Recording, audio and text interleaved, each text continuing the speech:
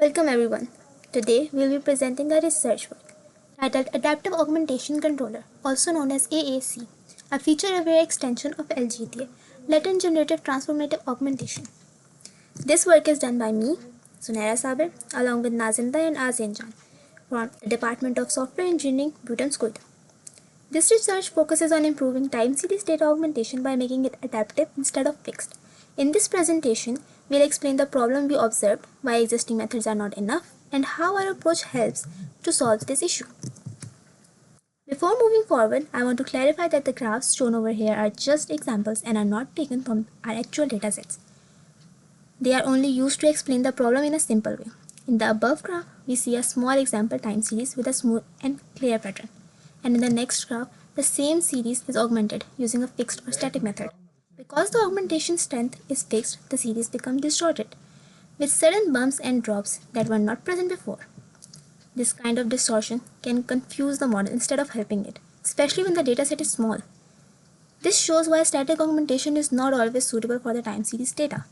Time series data in real-world applications is often seasonal, noisy, irregular, and limited in size. Although deep learning models are powerful, they require large and diverse datasets to generalize well. When data is scarce or highly variable, these models tend to overfit and become unstable, which directly impacts forecasting accuracy. To handle small datasets, many existing methods use data augmentation. Classical methods like jittering and scaling apply fixed changes directly to the time series. These methods are simple, but they can damage the natural pattern of the data.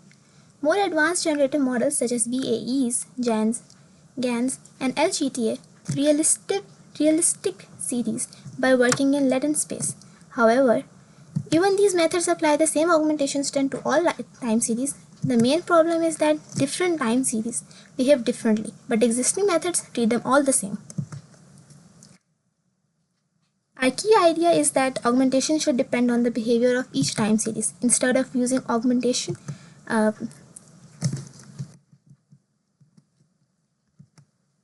our key idea is that augmentation should depend on the behavior of each time series. Instead of using fixed augmentation, we introduce an adaptive augmentation controller. This controller looks at simple properties of a time series, such as its trends, variance, and seasonality. Based on these properties, it decides how to apply augmentation in latent space.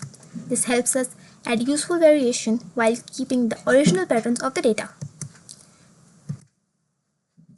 Based on this idea, our work makes the following contributions. First, we build our method on top of LGTA framework using a CVE. Based on this idea, our work makes the following contributions. First, we build our method on top of LGTA framework using CVAE for time series. Second, we propose the adaptive augmentation controller, which selects augmentation in a feature-aware way. Third, we test our approach on different datasets to show. Based on this idea, our work makes the following contributions. First, we build our method on the top of LGTA framework using a CVAE-based model. Second, we propose the adaptive augmentation controller, which selects augmentation in a feature-aware way. Third, we test our approach on different datasets to show that it works well across different types of time series data. Overall, our goal is to generate better augmentation data that helps improve our model performance. Is our system called LGTA. LGTA stands for Latent Generative Time Series Augmentation. Now, augmentation means creating new data from already existing data. Think of it sort of like a smart interpreter for time series data. It reads the sequence, summarizes it in a latent space, and the latent space is actually a compact fingerprint of the series, and then reconstructs it back. Here's how it works. The encoder reads the series using BiLSTM layers with attention. Now, the BiLSTM is basically a neural network that reads sequence in both directions, capturing both past and future context. So it is used in the LGT to understand short-term plus long-term patterns in the series. The latent space is a compressed representation of data, which captures the important feature of the series in a probabilistic way, represented by mean, mu, and variance, sigma. Think of mu as the average behavior and sigma as how much it can vary. The decoder then rebuilds the series from this latent snapshot.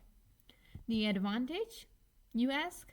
We can modify the latent representation to generate new realistic series without messing up the original patterns. Why latent space augmentation?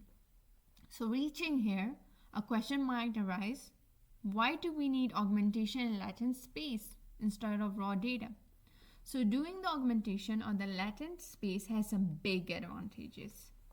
It preserves temporal structure. The order and flow of the data stays intact. It allows smooth transformations, so the new series look more realistic. It gives controlled variability, meaning we can create diverse examples without even going overboard. Overall, it produces more realistic data that can improve forecasting models.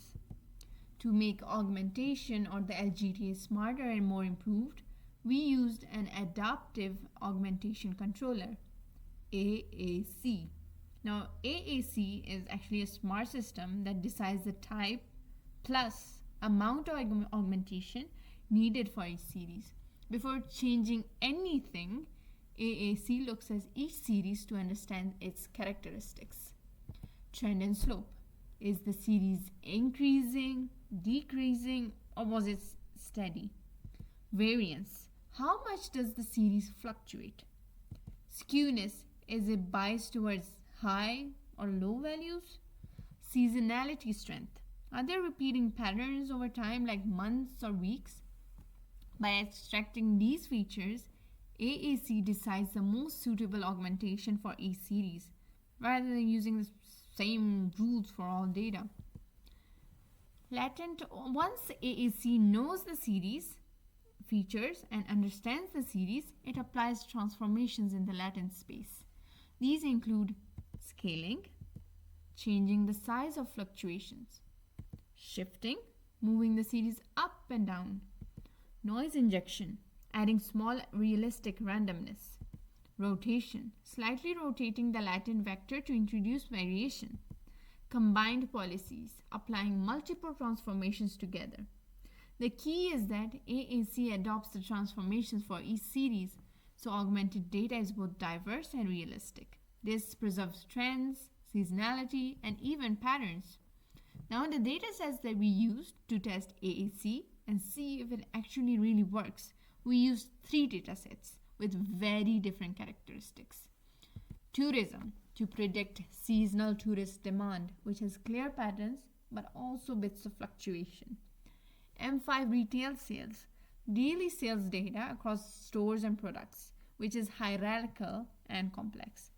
Police crime data, records of crime over time, which are volatile, highly unpredictable, and using these data sets shows that AAC works well across different types of time series, adapting to the unique properties of each one. Results, a quick note on the setup.